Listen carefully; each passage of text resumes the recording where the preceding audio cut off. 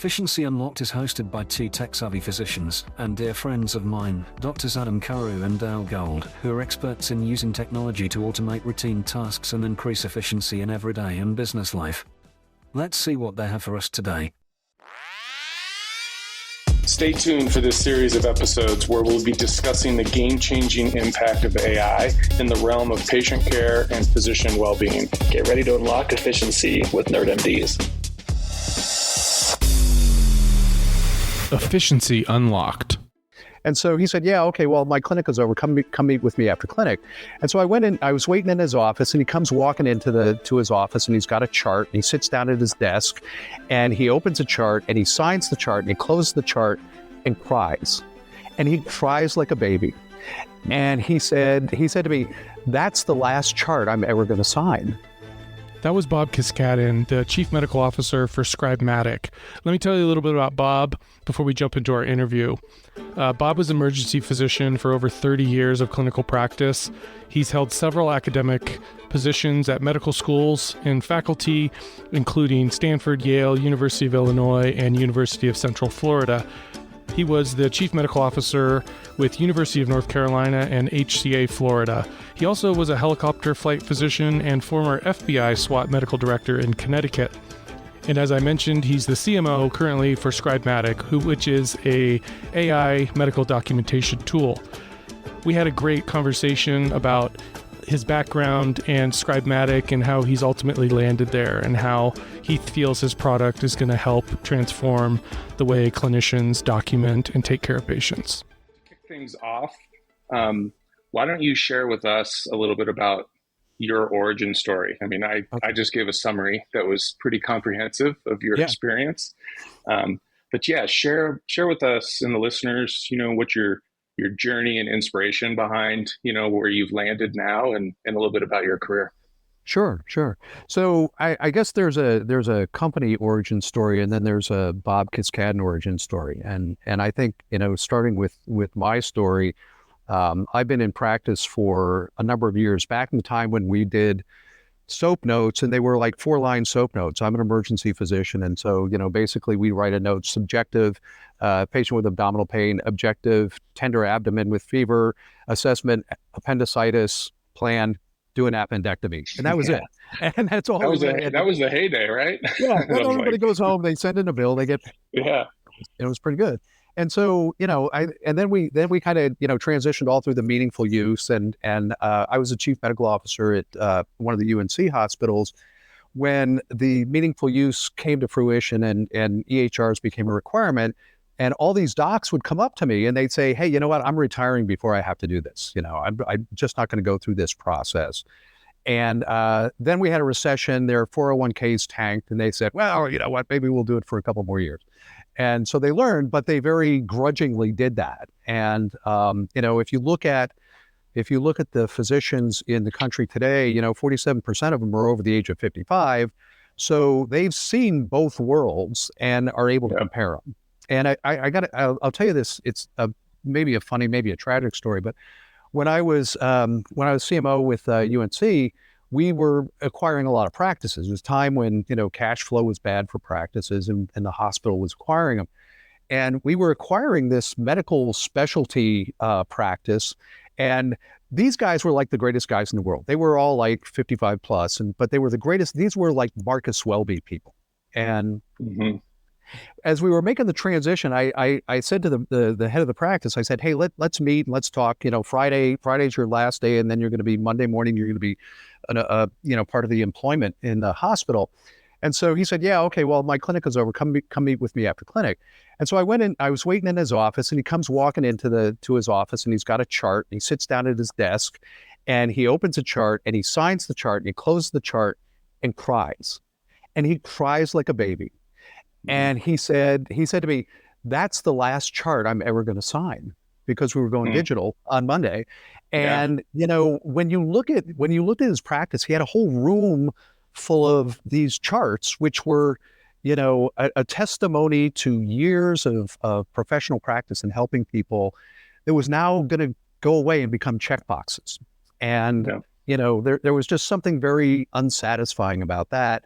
And so I think we've all kind of moved into that. So I've seen the burnout that happens with medical documentation. And so my passion has always been, how can we improve it?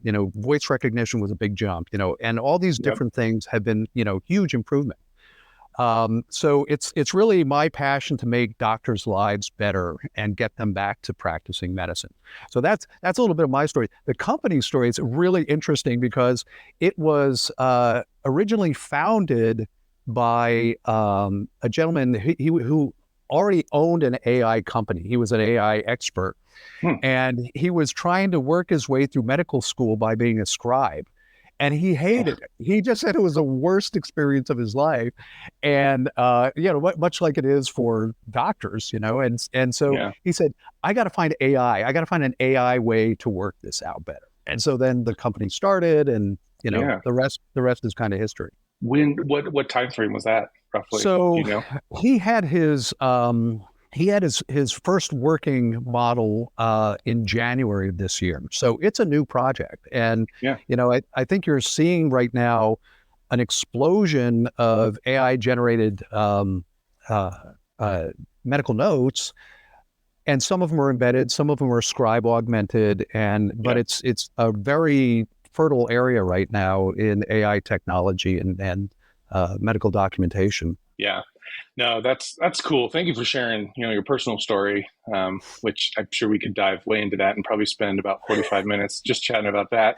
But yeah, your second point, I think this wave that we're in right now, this, kind of generative AI, just if we take it as like note creation, it's the first time in my career as, in technology and in medicine where, frankly, the CEOs of the company and the frontline non-technical clinician are equally excited about this technology. And, like you said, when we had voice recognition and, being able to at least speak your notes, not everyone adopted it because they didn't, it was like another skill to learn. This is like the moment where there's like not that skill because you just get to be a doctor. And yeah, exactly. Yeah. Well, it's funny. It's funny when I was at the University of Illinois, and we were bringing the Epic system in, and it was actually, I think we were on paper T systems, before that. And so I was the division chief for emergency medicine. And so I was like orienting all these guys, bringing them on board. And I said, this is terrible. We've got to get voice recognition. And at the time, Dragon, now Nuance, said that they couldn't integrate with Epic. But I worked with them. Finally, we figured out a way to do it. And so I'm telling these guys, I've got like my Madonna headset on, and I'm like dictating away. And I said, hey, let me show you how to use this. And they go, no, too much technology all at once. Yeah. But 6 months later, they're going, why didn't you tell us about this sooner? Yeah. So no, that's pretty remarkable. Super, super cool. Yeah. I think that leads into obviously the next thing that we can talk a little more about is, just a little more about the impact of this technology. And I think we're at the very front of this technological wave. I think it is going to exponentially and fundamentally change the way we are able to care for people. Absolutely. Can you want to share a little bit more, about that, just like maybe what you've seen, being CMO at Scribematic, or even just throughout your career, but let's talk a little more about that too. Sure. And one of the things is we've been taking this out to professional meetings. We've been at the otolaryngologist meeting and ACEP, the emergency physician, and this weekend we're with the family medicine national meeting. So we got a lot of experience, a lot of feedback about what people think. One of the things we have is like this board that says, what do you hate the most about your practice? And it's got like 4 or 5 questions on it. Absolutely, documentation and paperwork is the biggest thing that, and come as an emergency physician, we have the highest burnout rate of any medical specialty, and 65% burnout rate. And if documentation is their biggest problem, wow, come on, that's low hanging fruit. Let's go for that. But so one of the impediments to people really sort of jumping in on this is they say, well, I don't want a machine taking over my medical practice, making diagnosis and treatments. Well, this isn't what it is. This is just, the water carrier for what you do. This is the Sherpa that gets you up the mountain. And so basically with our product, the Scribematic product, you go in the room, you have your encounter with a patient. When you're doing your physical examination, you just sort of call out what those findings are, and you hit a button, and before you get back to your desk, your note's written. And so from it's absolutely, it's pretty incredible. But it changes the workflow. So like I used to go to a patient room, then back to the desk, document a few things, just before I forget, go to another patient room, go back to the desk. Well, now you go room, you go back to your desk, and you got 4 notes waiting for you. And like historically, I would see 20 patients on a 12-hour shift. And at the end of my shift, I'd have 18 charts to write. So, I think that if you're looking at what the overall impact is, number one, it's going to make the physician's life better. It decreases the amount of documentation time by at least 15 minutes for every patient that you see. Which means that you'd start off a shift and you'd see, 5 patients waiting to be seen. So you go boom, boom, boom, boom, boom. You go see them. The first hour of your shift, you're already behind. And the other phenomena is nobody sees a patient at the last hour of their shift because they don't want to hang over for another 45 minutes doing the documentation. Absolutely. So, you start to forget those like nuances of their story. And it's like, I mean, and the farther you get away, it's like this decay cycle where you're like, just that memory is just fading. This relates so much to me. I worked in our urgent care in the health system I work for, which is essentially like an emergency room. I mean, we can do pretty much everything in there outside of, an ambulance bringing someone to it. But it was the same thing. It would be super busy and you'd just be flying from room to room. And this type of technology would have saved my life back then. And I do virtual care now, which I think it has a place there even. You're having a conversation with someone, having a video visit, having a phone call, as long as the software can listen in or analyze what's been typed, if it's text-based, it could still provide that same summary, which I'm extremely happy about. So I'll give you some insight on that. So right now I'm programming it to do the NIH stroke scale, and what I'm doing to test the template is I'm taking the AHA test, which is a video test, and I'm putting the Scribematic microphone right up against it and recording it and looking at the validity and the findings in there, and it works great. Yeah. So from a televisit, I think it's phenomenal too. But, I'll tell you, Adam, one of the things that I kind of like the best about it, I'm kind of a very patient-oriented person, is get your face out of your notes and look the patient in the eye, make that contact, show your active listening skills. I mean, we think, and we haven't actually done the studies yet, but it's forthcoming, that patient experience scores are going to just skyrocket, when you agree. Doctors, focusing on patients. Yeah, I know. I remember, we do an event where we kind of train our physicians how to best utilize our systems, but we also weave into there, we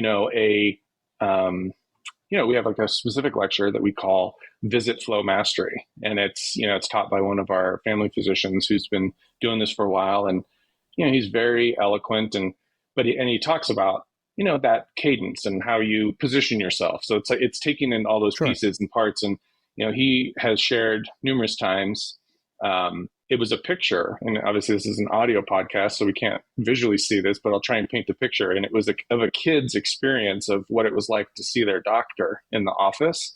And it was this like really cute artistic painting from, a toddler, but it was clearly showing a doctor with their back facing the patient, like with their hands on what looked like a rectangle, but was clearly a keyboard and a computer screen.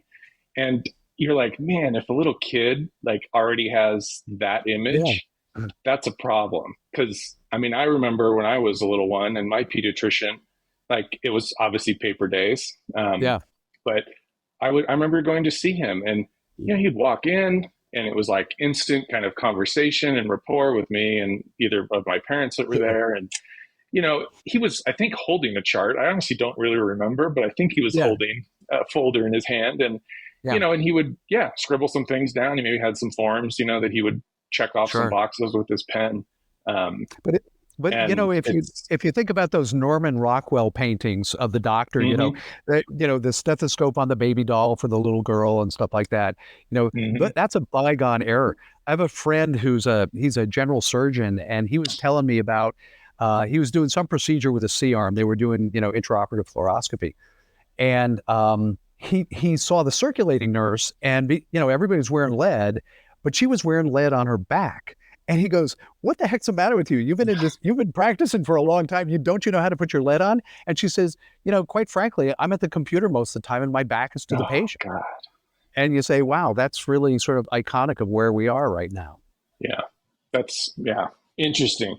All right, so let's shift gears a little bit into Scribematic, like a little bit deeper, and kind of the way you think. And I want our listeners to kind of get a sense, because I think what's confusing right now for, CMOs of health systems, CMIOs, other IT leaders in healthcare, is it's very tough to filter out all the different options that are out there. And, I want to give you a chance to kind of explain what you think is kind of maybe that secret sauce or something or something that just stands out with the Scribematic product for the listeners. Yeah. So, first of all, Scribematic is, it's an individual program. It doesn't have to be part of a system. In fact, it's detached from the EHR. It's server-based. So you can just get it as an individual. You don't need your whole group to do it. You don't need your whole hospital to do it. You can do it as you're by yourself, which, to me has a lot of appeal if you're a locum physician, if you're a consulting physician, if you're a physician who works in a lot of different hospitals. In my area right here, we have the big intergalactic medical center, but then they have a lot of smaller hospitals that clearly are under-facilitated technologically compared to the big one.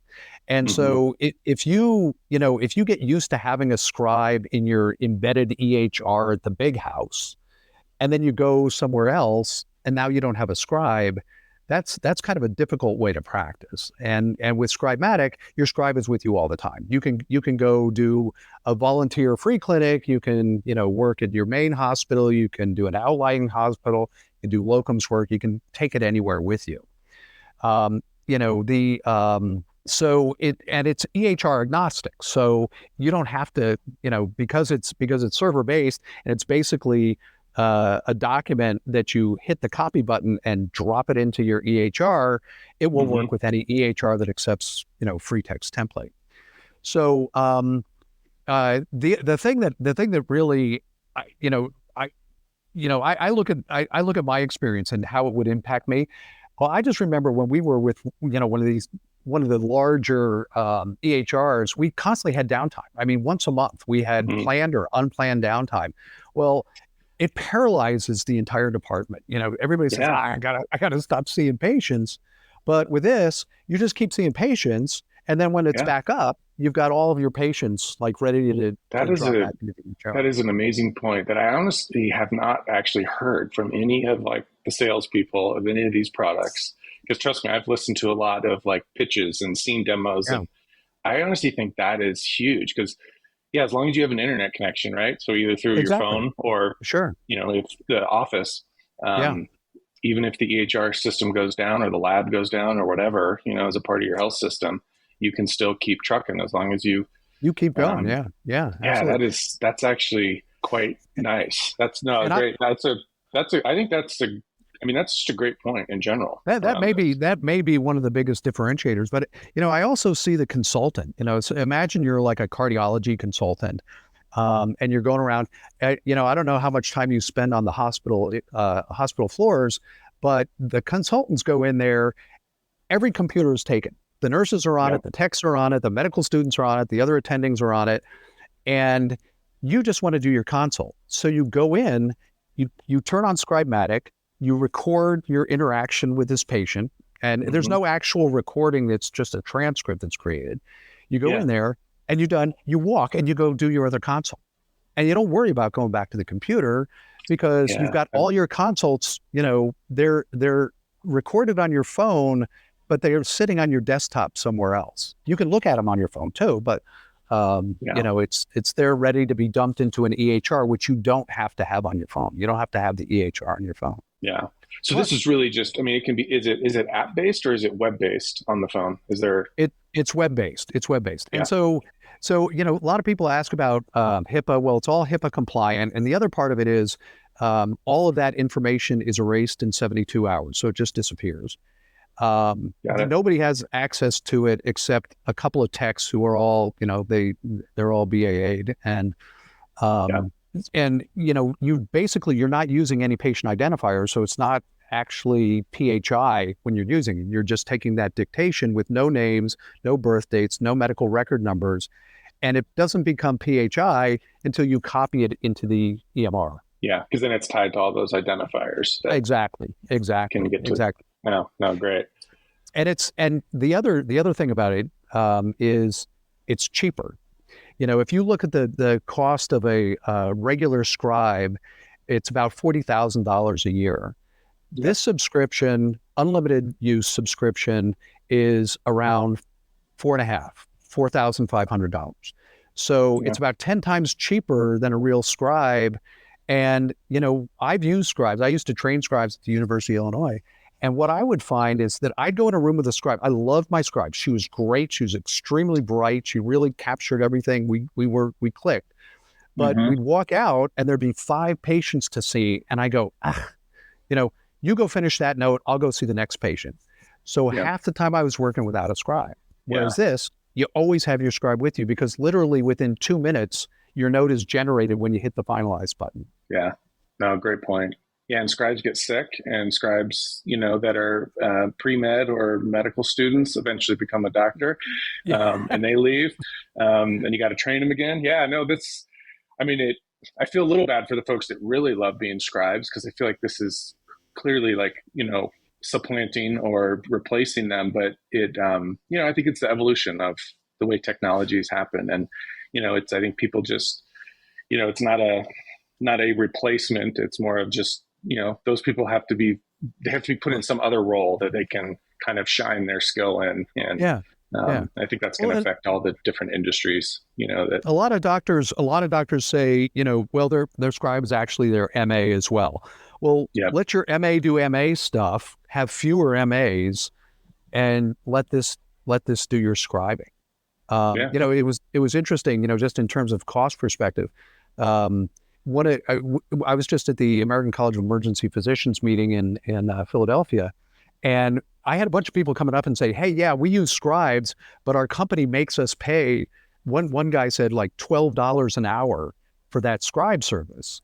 Well, with this, it's $2 an hour, and they'll be with you on weekends and holidays and overnights, which your regular scribe will not. Yeah, you always hear the coolest thing about AI is it will never get tired. It will never, so when our homes are eventually kind of run by this type of technology, it's you won't get that laziness or those mistakes, that happen. And you think of the horrible things that happen to clinicians that are overworked and, but this technology can't really be overworked. You just need more GPU power and more storage, kind of servers to be able to run all of this. Right.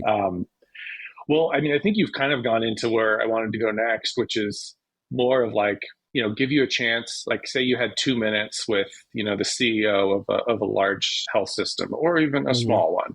What would be your kind of quick elevator pitch, for why they should consider Scribematic as an option for them? That's an easy role as a former chief medical officer and executive.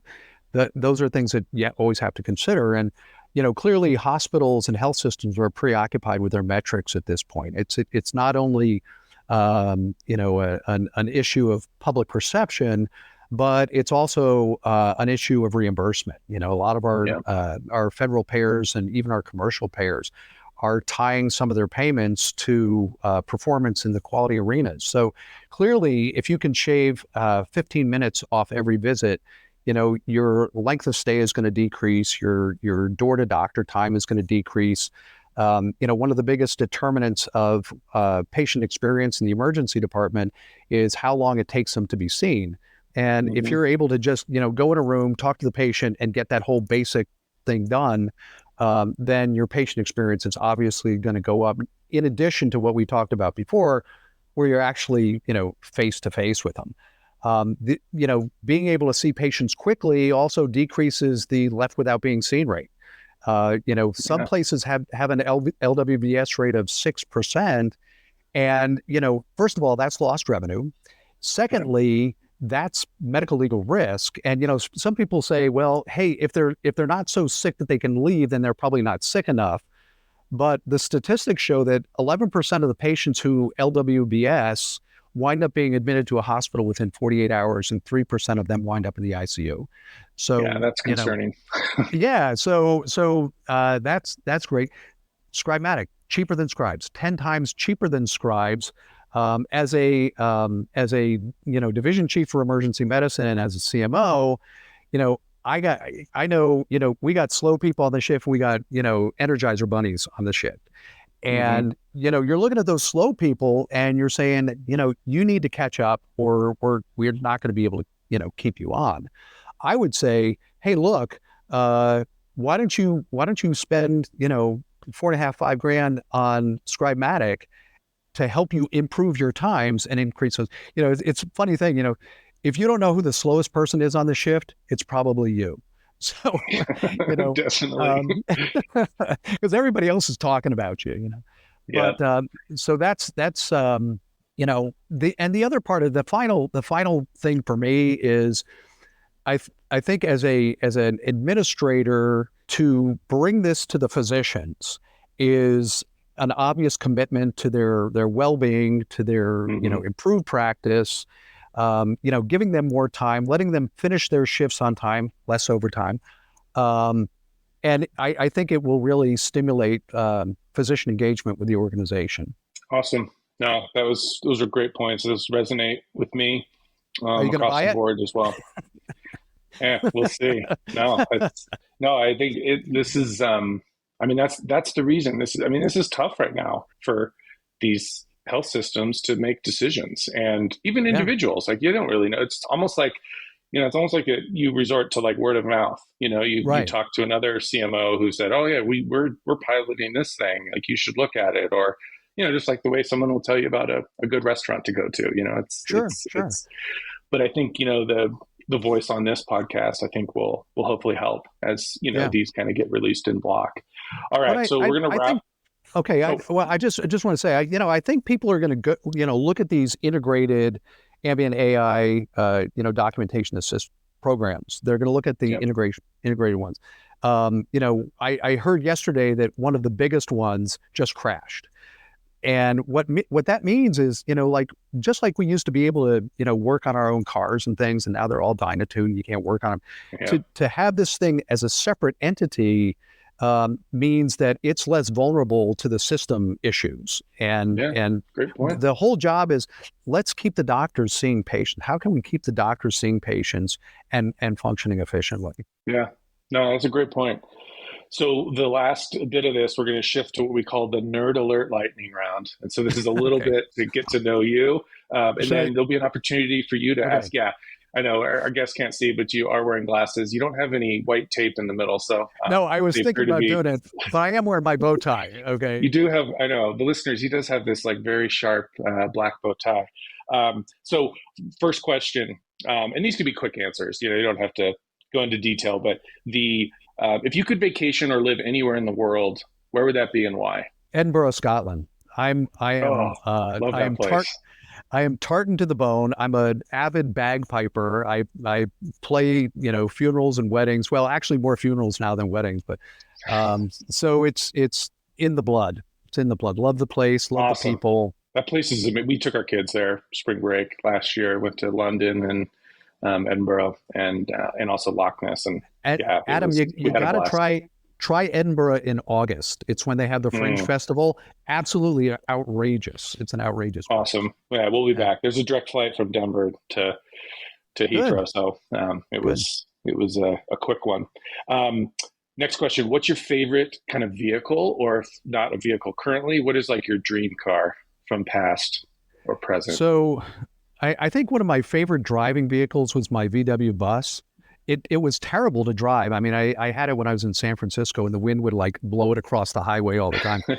It was fun. But my favorite vehicle right now is I have a Harley Davidson chopper that I built, and I ride that up to Wyoming and South Dakota, and it's very, very cold and very windy. Did you go to Sturgis? Yeah. Oh yeah. Go up to Sturgis and all through the Badlands and Grand Canyon. We go everywhere. Awesome. Yeah, it's gorgeous up there too. All right. Outside of your current company and role, what do you kind of see as like this is a little bit of future kind of thinking, but what do you see as the next big problem that either for you to tackle or else, and kind of why that's important for society or even the world? Well, I'm very focused on healthcare, and I think medical education is a huge need right now. I think with we harken back on our days in residency and medical school, where before we had duty hours, and these duty hours have really cut short the amount of time that we can actually train our future doctors.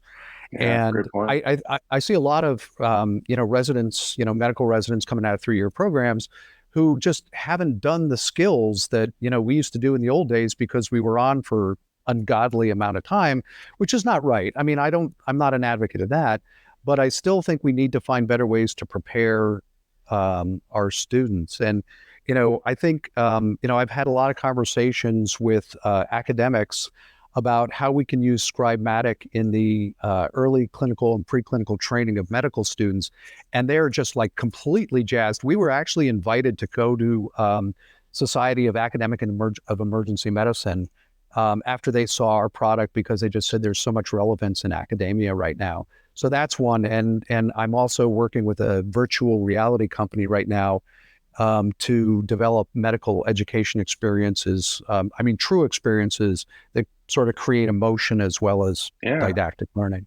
Awesome. No, that's tying this to like education is key. And I even think just in general, artificial intelligence is going to transcend the way we educate people, in general. I mean, coming from kids all the way through adult learners, I think people are going to have this, they're going to eventually have like this kind of co-pilot with them, and they will be able to. Don't say co-pilot.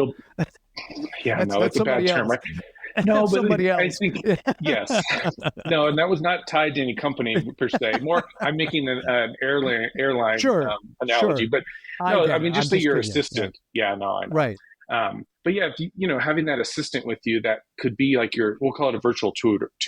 And if that can teach you the way you like to learn, I think that's just going to transcend education. I think, as long as we recognize the role as sort of the bellhop, the person who's carrying your bags for you, then I think we've got things in control. Yeah, totally agree. Next question. This goes with the theme of this podcast, efficiency unlocked. I mean, is there something that you just love, that you just think is like, this is like the coolest, it can be very small, but like the coolest efficiency tip that you use as a part of your life that, is worth sharing with the listeners? I guess I'm just preoccupied with Scribematic because that's okay. It's the fundamental thing that makes people dislike practice. I mean, my wife and I, she's a nurse. We went to Costa Rica to set up a medical clinic up in the volcanic mountain areas, far from the resorts. And we went to this small town. I mean, literally, we saw ox pulling plows, on the sides of the mountains, and I didn't bring a pen. I didn't have a pen or a piece of paper, and we just saw patients, just saw people who were grateful, we delivered great care. We didn't have any technology. And I think, and it was the greatest medical experience of my life. And I think if somehow we can liberate doctors to say, just practice medicine.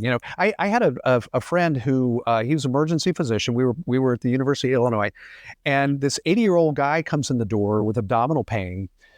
My friend looks, a very experienced doctor, looked at him and asked a couple of questions and said, leave him on the gurney, take him straight to the OR. I'm calling vascular surgery. Because in that brief assessment, he determined the guy had a dissecting aneurysm. And the guy went, he had surgery, 80 years old, and lived. My friend, he couldn't bill for it. He didn't have anything to document, but it was the best medicine that anybody could ever deliver to somebody else. And we need to get back to that. And I think, Scribematic is a tool that is going to unburden physicians and make their practice more satisfying. That's great. No, that very well said. And I completely agree with that as well, too. That resonates. Now, this is a little bit like doom and gloom, but what of these technologies, or specifically this, you think of kind of ambient technologies, what's the thing that you kind of are like most concerned about? You think of, just, there's a little bit of like a containment kind of concern around any type of new technology of it. I always use the example of like the doorbells that have the little, camera on them. Those things like proliferated so fast in neighborhoods. There wasn't like a chance for there to be any type of like regulation, like you can't survey your neighbors. And now, I mean, my neighborhood, it is like almost 100% penetrance, through the variety of companies that provide them. So, I mean, that's like an example of like a containment problem with that very cool technology to be able to answer your doorbell from anywhere. But do you have any concerns around this one? And that's a real funny example. We've bought and sold a couple of houses, and the realtors always seem to have a little strategy session at the front door, and you just have to say, morally, I can't listen to this. So it's like I said earlier, is that I think there are a lot of people who are worried about artificial intelligence sort of taking over medicine. I was involved in something called the Caduceus Project when I was teaching at Stanford, and it was kind of a caveman AI approach to medical diagnosis, where you put in all the signs and symptoms and everything, and it would come up with a differential diagnosis, which was always way too long to be useful. But it failed to have that perspective. But I think there's a movie called Lost Boys. It was about these vampire kids. And one of the vampire rules was the vampire couldn't hurt you unless you invited him in the house. And I think that's where we are with AI. I think AI will take over medicine if we ask it to do that and we depend on it to do that. And if we make sure that it's in its place, it won't happen. I'm like I said, I'm working on the NIH stroke scale right now, but there's a disclaimer in there saying that, you still need to go through and look at this thing and find out if that jives. And if you just say, hey, I think the guy has a stroke score of 6, and I'm not going to give him, thrombolytics, and the AI comes back and says, oh no, it's 13, and say, whoa, I guess AI is smarter than me, I better give him thrombolytics. That's where we're gonna meet our downfall. And I think the fact that there's no AI that's actually passed a Turing test at this point reflects the fact that you can bring data in, you can bring all sorts of correct logic into a discussion, but that absence of perspective is what's going to keep us sober in this, if we decide we're going to stay sober. Yeah, well said. Thanks, Bob. I guess last question, do you have any questions for me that we can kind of wrap things up? Okay. You're a nerd, right? You self-proclaimed nerd? Okay. I would say a self-proclaimed nerd, yeah. So this is something, that I thought a lot about. Color TV was invented long before color programs came out on TV, and color TV was available, but nobody was broadcasting in color. Yeah. So it was a great invention, wrong time. The computer mouse was the first one, I think it was a wooden mouse. It was developed in 1964, and the first commercial offering of a computer mouse was until 1984, 20 years later. What do you think in terms of technology do we have now that it's a great technology, but the time's just not right for it? Oh man, that is an amazing question that I don't think anybody has ever actually asked me. And it's always so easy to look back at like historical technologies to kind of see that. I mean, I think what I would say is, for the last several years, I'm pretty big on like kind of like home automation and like just, trying to piece things together. And I think the reason why home automation has either been something where people either are super nerdy and they can figure it out and kind of piece all their components and sensors together and make rules and kind of automate their house, or you pay like, not tens of thousands of dollars for like a professional company to come in and outfit your house.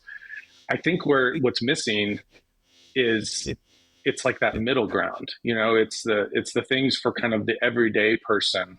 And I don't know, I mean, so that's obviously a technology that's here, but I think home automation still has not quite had its heyday yet. With kind of a full spectrum of folks. So literally anybody that has access to a home that they live in, that they could automate it. And, I think back to, the company Smart Things, which was like a Kickstarter way back in the day. And obviously they got acquired by Samsung quite a few years ago, but, I bought that initial kind of home network hub, and I mean, there was hardly anything that paired with it. It was really clunky for a while. But now, like, people walk into my house and like, you walk into the hallway, a light turns on, 5 minutes later, that light turns off, even if you didn't turn it off with the switch. And our pantry door, you open it, the light turns on. It's like very simple things, but I honestly just think we're still waiting for, a company like Apple or Google or someone that can kind of like bring that ease of experience. And I think it's kind of analogous to this generative AI, of wave that we're on. I think that's the best example I would give for that. Well, that's really, I mean, I agree wholeheartedly with you. The question, it's funny that, when you look at like EHRs, for example, early adopters suffered because they lacked the integration that came 10 years later. And so they're stuck with all these kind of clunky bolt-on things that they have to work with. But the home technology is really funny because literally 2 days ago, we have one of these smart, doors, and you can unlock it with an app. You can use a keypad. It's just like great technology. Well, the darn thing, the technology didn't work. The door bolted, and you couldn't even manually unbolt it by twist. And so we were locked in the house, and of course, you stuck inside. Yeah. So trying to get, I mean, we could crawl out through the basement, but and it's not a bad basement, but anyway, it's kind of funny. Awesome. I think the challenge with what you're saying is, are people going to be able to troubleshoot their own stuff? And I think that's what prevents a lot of our, seniors from embracing technology, whether it's digital photography or anything else, is they just don't know the first principles to troubleshoot it when it doesn't work. Agree. Well, awesome, Bob. I really appreciate you taking time to join me this morning virtually. And we actually just got our first snow in Denver. Oh, wow. Congratulations. Season. Yeah, it's is that season. sympathy? Is that sympathy or congratulations? Yeah, I mean, it's fine. Yeah. Okay. But I really appreciate you coming on and sharing your story, and also the Scribematic, story too. And hopefully the listeners got a great bit out of this. And I'm happy to have made the connection with you, and I'm sure we will chat in the future and in other venues. So thank you for taking the time. It's a lot of fun. I think there's a great future to this podcast, and I think anybody in healthcare or anybody who's interested in technology is going to really have a good time, hearing these discussions. Awesome. Well, cool. Well, thanks again. All right, man. Take care. Take care. Bye.